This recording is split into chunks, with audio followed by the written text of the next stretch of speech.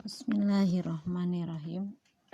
Alhamdulillah, anak-anak, kali ini kita berjumpa lagi dengan mata pelajaran IPS pada pertemuan ketiga. Mudah-mudahan anak-anak tetap semangat untuk lebih memahami tentang interaksi antar ruang. Anak-anak kemarin sudah mengetahui tentang ruang. Ruang adalah tempat di permukaan bumi, baik secara keseluruhan maupun hanya sebagian, yang digunakan oleh makhluk hidup untuk tinggal.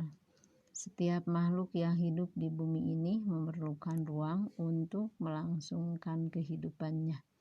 Tanpa adanya ruang, maka manusia dan semua makhluk hidup lainnya tidak memiliki tempat untuk hidup.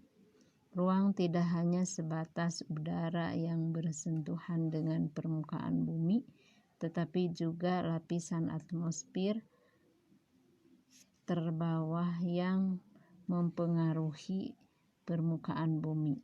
Tapi juga lapisan atmosfer terbawah yang mempengaruhi permukaan bumi. Ruang juga mencakup perairan yang ada di permukaan bumi atau laut, sungai, dan danau, dan di bawah permukaan bumi atau air tanah sampai kedalaman tertentu.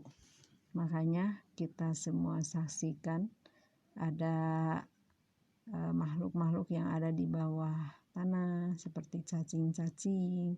Nah, kenapa ada makhluk hidup? Itu karena ada ruang. Terus di dalam sungai ada makhluk hidup, di rawa-rawa ada makhluk hidup, di danau juga ada makhluk hidup.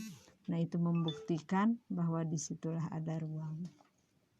Ruang juga mencakup lapisan tanah dan batuan sampai pada lapisan tertentu yang menjadi sumber daya bagi kehidupan.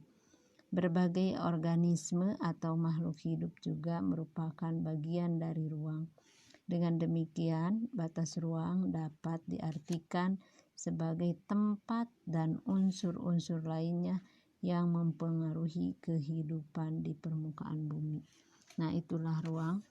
Sehingga kita sebagai makhluk hidup yang mulia menurut Allah Subhanahu wa Ta'ala, kita harus benar-benar menjaga bumi ini sebagai tempat tinggal kita atau sebagai ruang bagi manusia dan makhluk yang lainnya. Betapa kita menyaksikan, betapa ngerinya ketika melihat ruang kita sudah terkontaminasi dengan berbagai kerusakan-kerusakan yang ditimbulkan oleh manusia itu sendiri. Ada yang terkena limbah, ada yang penggundulan hutan dengan secara tidak bijak dan sebagainya. Nah, oleh karena itu anak-anak dari sekarang harus berpikir bagaimana caranya supaya ruang yang kita tinggali itu tetap nyaman, tetap bagus, tidak ada pencemaran apapun atau minimal diminimalisir untuk pencemarannya. Nah, itulah anak-anak mungkin untuk lebih memahami tentang keruangan.